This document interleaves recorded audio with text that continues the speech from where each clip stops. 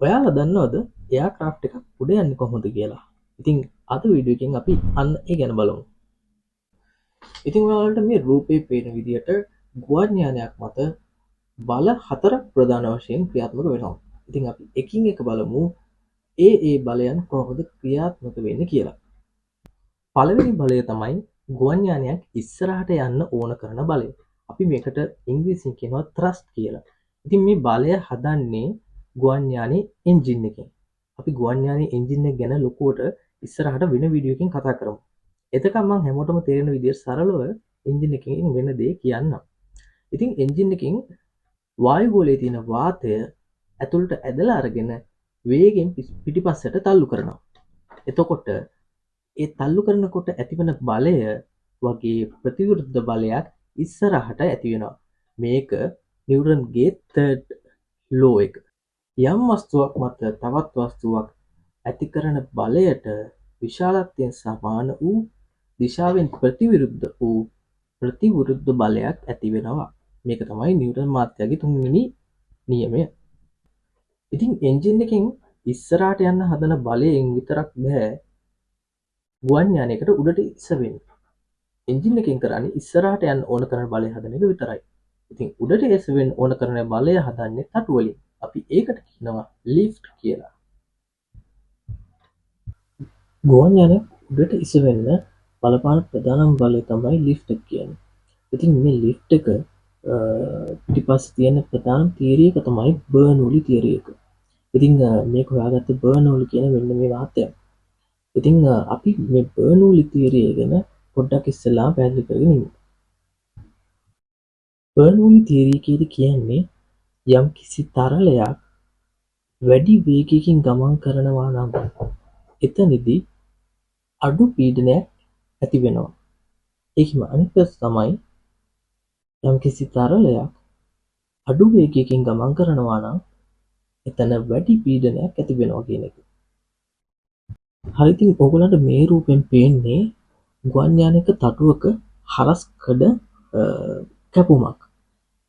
සරලව කිව්වොත් එහෙම තටුවක් අපි හරස් විතර කැපුවොත් එහෙම අපිට තටුවේ පේන ආකාරය තමයි මේ තියෙන්නේ. ඉතින් අපි මේකට කියනවා එයා ෆොයිල් එකක් කියලා. ඉතින් මේක හරහා හුලං ගමන් කරන ආකාරය එක්ක මෙතන පීඩන වෙනසක් ඇති වෙනවා. ඉතින් ඉස්සෙල්ලාම අපි බලන්න විශේෂ කාරණාවක් තියෙනවා. මේ තටුවේ හැඩය පොඩි විශේෂ ආකාරයකට තමයි හැදිලා තියෙන්නේ. ඔයගොල්ලෝ හොඳට බැලුවොත් එහෙම මේ තටුවේ උඩ මතු පිට වක්‍රාකාර ස්වභාවයකුත් යට මතු පිට පැතලි ආකාර ස්වභාවයකුත් තියෙනවා. ඉතින් මේ නිසා පැතලි යට මතු පිට හරහා යන වාතය ඉතා අඩු වේගයෙන් ගමන් කරනවා. ඒත් එක්කම බර්නූලි තියරයට අනුව එතන වැඩි පීඩනයක් ඇති වෙනවා. වක්‍ර කොටස උඩ මතු පිට හුළඟ වැඩි වේගයකින් ගමන් කරනවා. මේ විශේෂ හැඩය නිසා බර්නූලි තියරයට අනුව වැඩි වේගයකින් ගමන් කරනවා නම් එතන අඩු පීඩනයක් තමයි තියෙන්නේ. එතකොට යට වැඩි පීඩනයකුත් උඩ අඩු පීඩනයකුත් හැදෙන නිසා මෙතන පීඩන වෙනසක් ඇති වෙලා උඩට බලයක් ඇති වෙනවා. ඒකට තමයි අපි ලිෆ්ට් කියලා කියන්නේ. ඉතින් මේ සංසිද්ධිය පැහැදිලි කරන්න පුළුවන් තවත් නිමයන් කීපයක් කරා මේ සංසිද්ධිය පැහැදිලි කරනවා. ඉතින් මම මෙතෙන්දී සංකීර්ණව පැහැදිලි කිරීමක් කරන්න යන්නේ නැහැ. ඉතින් සරලව හැමෝටම තේරුම් ගන්න පුළුවන් විදිහට මට මේක පැහැදිලි කරන්න ඕනේ. ඉස්සරහ වීඩියෝ වලදී අපි ඒව ගැනත් කතා කරමු. ඉතින් ගුවන් යානයේ ඉස්සරහට යනකොට වායු ගෝලයේ තියෙන වාතය වලින් ටිකක් එන්ජින් එකට ගන්නවට අමතරව ඉතුරු වාතය ටික මොකද කරන්නේ? ගුවන් යානයේ මතු පිට වැඩිගෙන පිටිපස්සට යනවා. ඉතින් මේ ගුවන් යානයේ පිටිපස්සට මතු පිටින් වැඩිගෙන යනකොට ගුවන් යානයේ පිටිපස්සට තල්ලු වෙනවා. අපි ඒකට කියනවා ඩ්‍රැග් කියලා. ඊගා බලය තමයි ගුවන් යානය පල්ලෙහාට අදින බලය. ඉතින් අපි දන්නවනේ ඕනම දෙයක් පල්ලෙහාට ඇදිලා තියෙන ගුරුත්වාකර්ෂණ බලය නිසා. ඉතින් ඒකට අපි කියනවා weight කියලා.